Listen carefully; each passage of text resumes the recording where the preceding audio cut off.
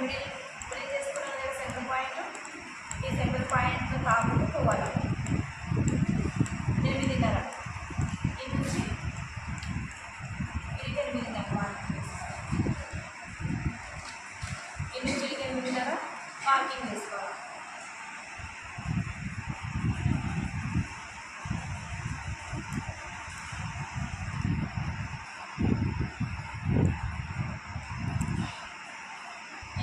Marking చేసిన తర్వాత ఇప్పుడు మనం ఇక్కడ +2 ఇంచెస్ యాడ్ చేసుకోవాలి.